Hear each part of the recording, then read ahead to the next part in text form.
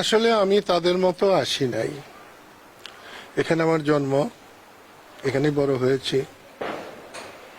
এক সময় টাঙ্গাইল বলতে হুজুর মৌলানা ভাসানীকে বুঝাতো, শামসুল হককে বুঝাতো, কোনো সময় হয়তো আমাকেও বুঝাতো।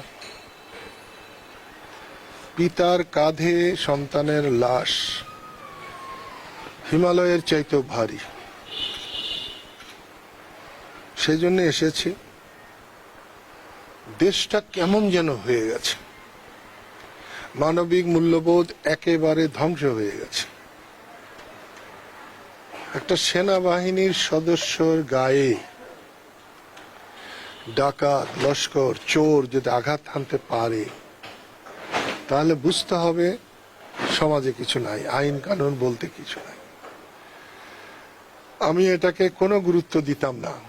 যদি একটা সাধারণ মানুষ হতো, তার পিছনে ছোড়া মারছে, চাকু মারছে বা দা দিয়ে আঘাত করেছে, কিন্তু একজন সেনাবাহিনীর পোশাক পরা একজন মানুষের গায়ে দুষ্কৃতিকারীরা যখন আঘাত হানতে পারে বা সাহস পায়, তখন বুঝতে হবে দেশে আইন শৃঙ্খলা বলে অথবা দেশের শাসন ব্যবস্থার প্রতি যে মানুষের একটা শ্রদ্ধা, ভালোবাসা এবং দুষ্ট লোকের যে ভয় থাকে, তার কিচ্ছু নেই। আমি এসেছি, মৃত্যু মানুষের জন্মের পরে অবধারিত সত্য। সে মৃত্যু হয়েছে, বাবা বেঁচে আছেন, বোন আছে, তাদের বুক কেমন করছে। টাঙ্গাইলের মানুষকে দেখতে এসেছি, দেখে গেলাম। সমাজটাকে বদলাতে হবে। অল্প কদিনের মধ্যে একটি বিরাট পরিবর্তন হয়েছে। এটাকে বিপ্লব বলা চলে, এটাকে মহাবিপ্লব বলা চলে। গত 16-17 বছর শেখ হাসিনার নেতৃত্বে দেশটা ভালো চলে নাই। এবং অনেকে মনে করেন আওয়ামী লীগের সরকার। আমি বলবো না, আওয়ামী লীগের সরকারও ছিল না, মানুষের সরকারও ছিল না, শেখ হাসিনার সরকার ছিল। এবং যত কিছু অন্যায় করেছে তার 90% শেখ হাসিনা করেছে, বাকি বাধ্য হয়ে হয়তো 2-4 জন করেছে। এর পরিবর্তন দরকার।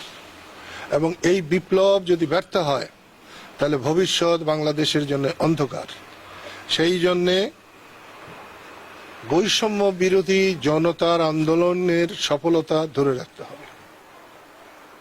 এবং সেইখানে আমাদের এই সন্তানের জীবন দান আল্লাহ কবুল করুন, এবং এই শেষ ব্যক্তি হোক যার দ্বারা আমাদের আইন শৃঙ্খলা ফিরে আসুক, এই আশাবাদ ব্যক্ত করি।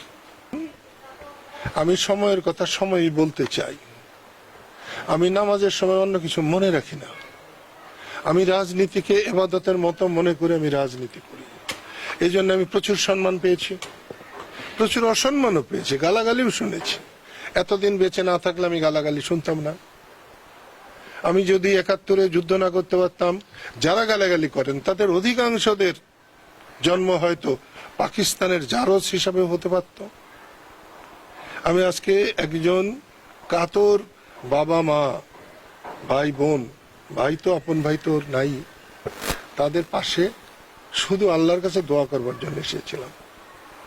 অন্য কোনো দিন আপনারা আমাকে ধরবেন, তত্ত্বাবধায়ক সরকার কতদিন থাকবে, কতদিন থাকা দরকার, মানুষের চাহিদা কি, আমি অকপটে বলবো। আমি কোনো কথা দ্বিধা করে বলবার চেষ্টা করি না। ধন্যবাদ।